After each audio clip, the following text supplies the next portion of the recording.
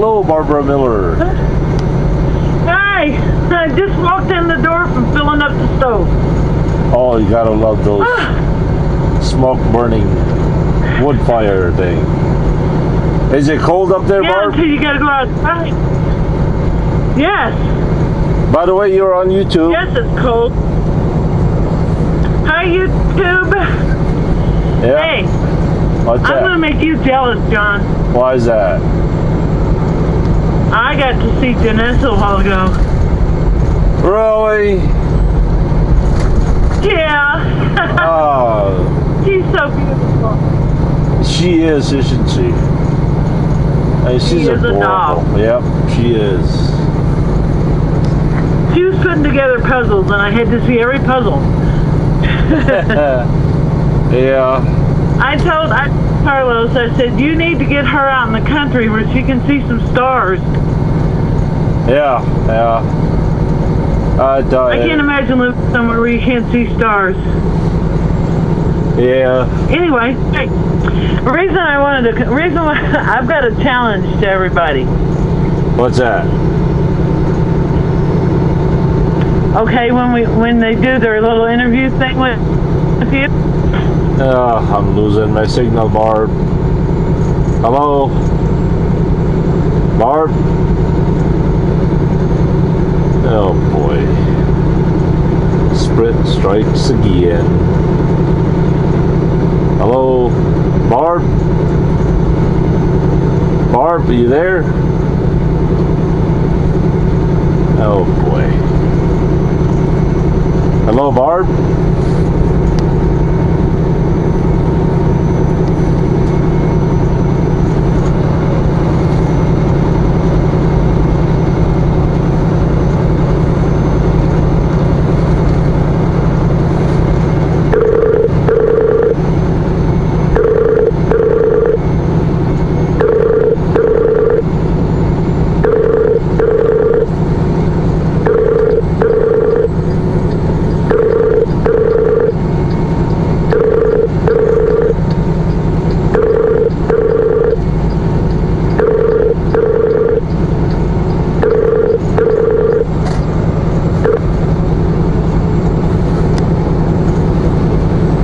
Looks like we're losing Barb, or we lost her.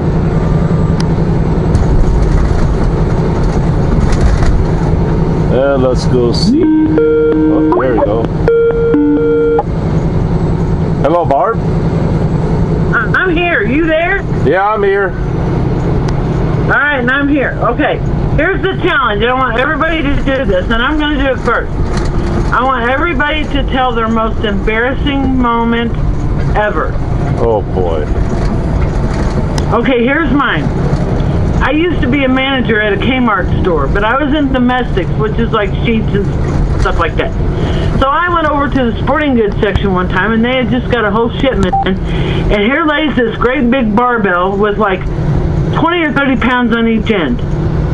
So this is before cameras, so nobody, I don't think they've got it on film. But I went over there and I squatted down and I grabbed a hold of them and blew out a couple big breaths and got ready to see if I could lift that. I lifted it, John. It was plastic. I went straight over my head and landed on my back. Oh, yeah. Yeah. Oh, I was so embarrassed. I was so embarrassed. And I got one more. Hold on. I'm going through a scale. Hold Okay. on. Let's see if they. Okay. All right. I'll be right back. I'll be right back.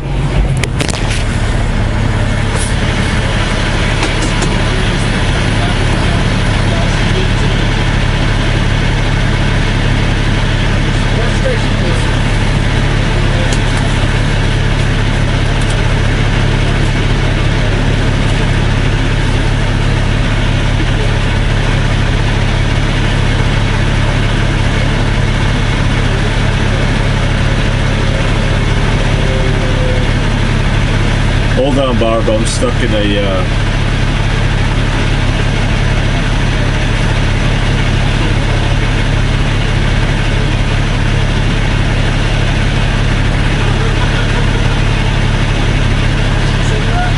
All good? All right, thanks.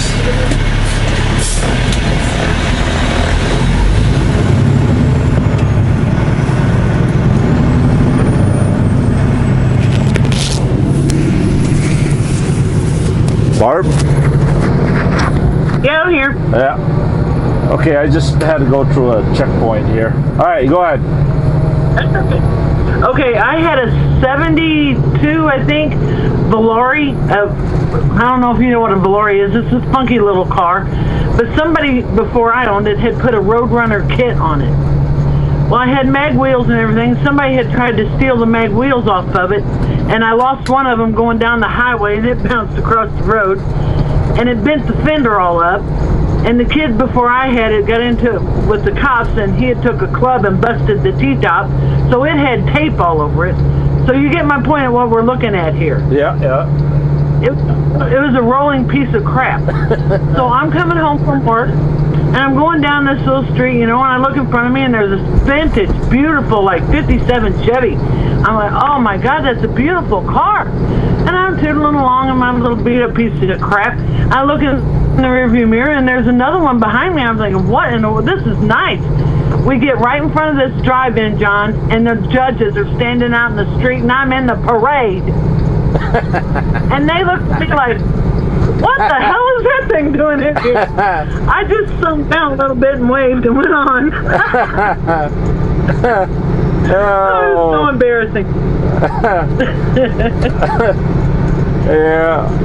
Well, I congratulated the woman for being pregnant, only to find out she wasn't. Oh, I've had that done to me. I've had that done to me. And that's bad. That's real bad. From then on, I don't care how pregnant a woman looks. I ain't congratulating the woman. No way. Not unless they got a shirt on that says I swallowed a watermelon seed or something. Yeah. No, for sure. Oh boy. I've had a lot of embarrassing moments. I've just been a life full of embarrassing moments sometimes. Yeah. One time, my good Samaritan got the better half of me. I saw an elderly couple walking down the street, and I thought they were homeless, so I offered them money. and they said, "What's this for?" Oh boy. Oh God, that is bad. Yeah, that is embarrassing. And I thought they were homeless because, this was back in the Philippines, and yeah. And so, oh my. Yeah, from then on, I don't want like giving money away to people unless they ask, because don't take it upon yourself to do it, right? Yeah.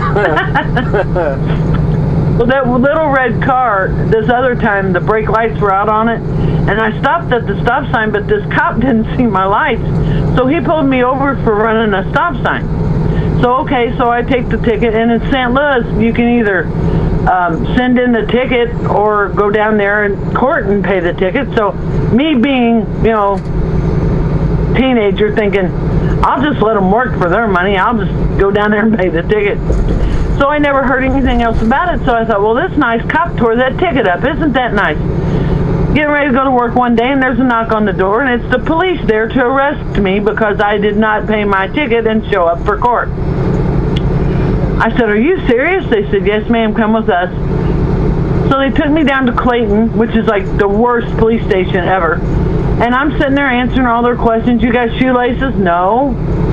Well, close your eyes. I'm like, can't you see them? They're brown, and they're like, have you ever been arrested? No, you are now. What? So they throw me in a holding cell with all these people. And this lady comes and sits next to me, and she asked me, she said, where are they going to send you at? I said, nowhere. I hope. She said, oh, you white girl. She was a black girl.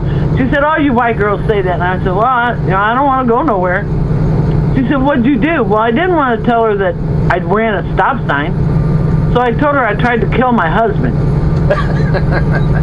So that, then she was my friend. So she said, if they don't send you anywhere, you should have them send you to Chillicothe. They make homemade rolls there. And I'm like, I ain't going nowhere. So we sit there all day long. finally, everybody started yelling about dinner. And I was waiting for, I had already paid my bail, but they hadn't went to the judge yet. So about 4 o'clock, everybody's griping, they want something to eat, and the sheriff comes in there, he says, you can all get something to eat in your own suite with your orange jumpsuit if you want to go upstairs. I said, I can lose a pound, I'll stay here. So they finally let me out. I go out and get in my car, and it's got a parking ticket on it. Oh Lord have mercy. Never got out of all that. It was just a big mess. Oh, what is? All because I thought I knew everything. You know how kids are. Or, you know. How old were you? Mark? How old was I? Yeah, how old were you? Yeah. Oh, I was probably 19, 20. Really? Like, yeah. Oh. Barb, hello. Oh boy. And it looks like we lost Barb. Alright everybody, we'll have to try this some other time. Barb, if you're watching this, just lost your signal, so. are we back? Yeah, we're back, here we go. Yeah. Just a brief commercial message we missed. How about a scary story? Oh, okay. I'll tell you a scary. Well, it isn't really scary to me. It might be to other people, but when my nephew got killed, and then my dad died. So it was me and Mom and Doc living here, and me and Doc were getting ready to go to town.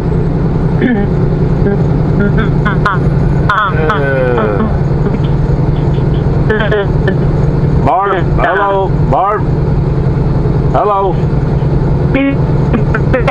Before dark, and I said, okay, but why? And she said, well, when you're not here, I hear your dad hollering at me. I said, okay, so well, when I would be here alone, yeah, I'm here. Yeah, hello, yeah. hello. All right, we got you. All right, so your cousin, your nephew died, and your dad died. That's where you got cut off. Okay, when I was here alone, I would hear voices, you know. And I had moved before all this happened. I had moved a friend of mine in here with me, and she was sleeping in the middle bedroom. I was sleeping in the front one. She comes screaming in there one night. She said, "There's an old woman walking down the hall." I said, "What?" She said, "It's an old woman." I said, "Describe her." She described her. I said, "That's my grandma. She used to live here. She ain't gonna hurt you." Well, then after my dad and nephew died, I could hear them talking all the time, and then Mom heard them talking. But after Mom died, it was like they were waiting for her, and everything's done, and nothing else has happened. Yeah. Oh, I thought I told all that for nothing. That's the spookiest I've ever been, though. I haven't really been spooked about much. I got one for you, Barb. Okay. All right. Back in the Philippines, back in my time, there wasn't really laws about how many people you can put on your motorcycle. Well, one day I decided to put two beautiful young ladies in the back of my motorcycle. And well, they were funny. they were a couple. Okay. And one of them was really hot. I mean, she was beautiful. And anyway, one of the best things that they wanted to do was they wanted to ride around at night, climbing mountains, and the deal was they provide the gas, the food, the cigarette, and beer or whatever else. I just provide the motorcycle, and I was the driver. Yeah. And so anyway, we'd be climbing up these mountains, trails, and all this stuff, and so we go up and up and up. And one thing a Honda motorcycle does is, the hotter it gets, the harder that thing climbs. I mean, that thing just goes up. And so once you get on top of the mountains, well, you somehow have to go down again. And I'm standing on the brakes, downshifting, and Nothing. It wouldn't hold. It just kept on going. Oh no. And so with my bright ideas, I turned off the engine and hoping that the engine would stop it, help to stop it. And it got worse because I couldn't see where it was going. And I'm going down this trail. It wasn't even really a road, it was a trail. And the tree branches are slapping me right in the face left and right. And next thing I know, we jump in this little hole. It turns out it was a boulder. It was a boulder that rolled out of a hill and left an indentation on it. And the rear wheel got caught in that hole and it stopped the whole bike. And I don't know, about 50 feet in front of us was a cliff. Oh gosh. Yeah. Oh my gosh. And well, I think I would have to go clean my pants after that one. And we came to a complete stop, and nobody said a word. And a couple of months later, I married one of them. And you did what? A couple of months later, I ended up marrying one of them. Oh, you did? Yeah. Which it never worked out. I guess not. I guess she turns out that she's kind of like the softer things in life, I guess. Yeah, that's a good way to put it there. That's a good way to put it. I don't know whether she tried. I don't know whether she tried it, if she can make it, or she really just wanted to come over here. I don't know, but it didn't last. I was gonna say, I bet they never asked you for a ride again, but I guess one of them did. Yeah, no. I used to joke around. I divorced her because I didn't. Anyway. Your breasts weren't big enough, huh? Yeah. So, how's the weather over there in Missouri?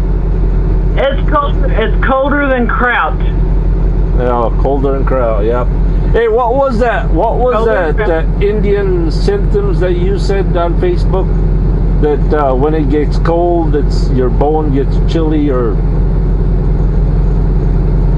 remember? Oh, a Native American phenomenon. Yeah, there you go. Tell everybody that. When it's cold like this, it's a Native American phenomenon called winter. Oh hey, in the Arizona one, that Arizona one you just posted. Which one? When you said, well, the one where you said that you seen that dead man's wash. Yeah. And how they come up with the names like that? Yeah. Well, a wash is a dry creek bed. And I looked it up, and this is what it says. In 1877, a prospector by the name of Lewis wandered into the dry washes, and his nearest neighbor, a man named Jackson, found him dead on May 12, 1897. So they called it Dead Man's Wash. Hey, I was right on. Honest, yeah. Yeah. Yeah. So how's it going there, Barb? It's going all right, except for having to put wood in the stove. I don't like doing that, but I only have to do it 4 days out of the rest. 4 I don't, 4 I do, so I can't complain. Although tonight I got to put it in. I'll probably have to go out at midnight and do it again. Yeah. The other night, oh my gosh, John, the other night, I wish I'd had it where I could have recorded it. I went out and put wood in the stove, and I sit out there I like to sit out there and look at the stars, and I do a lot of praying out there, looking at the stars. So I got ready to come in, and I got to the top step on my porch, and across the road down in the holler sounded like, honest to God, it sounded like a wildcat, a panther, and a bear fighting. They were screaming, growling. I mean, it was loud too. They weren't that far off. And I stood there for the longest time listening to them. Finally, I yelled real big and loud, and they went off down under the hill. I didn't hear them anymore. It sounded like they could have come up and got me. What was it? But it had to be. Well, we got panthers here, and I know we got wildcats. Really? That one must have been. That one was a panther because it screamed just like a woman. I mean, it was a wild scream. Wow. And then one of them was howling, so it might have been a wolf or something. I don't know. I didn't know you guys had that over there. Yeah, we got bears and panthers and wildcats and all kinds of varmints. My American grandmother was jumped with a wildcat. No, what do you call that? A wildcat in Wisconsin? A bobcat. Yeah, a bobcat. Oh my! Yeah, she was walking around the woods there, and all of a sudden a bobcat just jumped on her. She lived through it, didn't she? Well, yeah. My grandmother on my dad's side, they were one of the wealthiest families in Wisconsin at their time. So she was Oh, really? yeah, she was one of those really high pollutants, high society people. You know, with the parties and Yeah.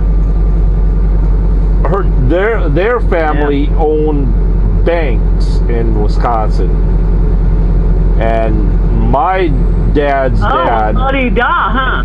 My dad's dad owned the largest stainless steel manufacturers in the world,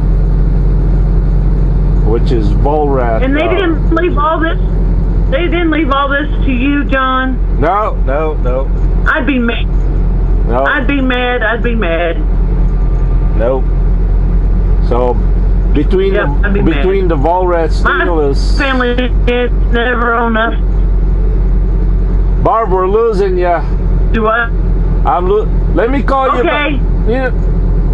Let me call you back on. All right, I'll be here. All right, we'll catch you later. Yeah. Call me on. Hey everybody, looks like it's getting dark anyway here, so we'll catch you guys later, okay? Peace.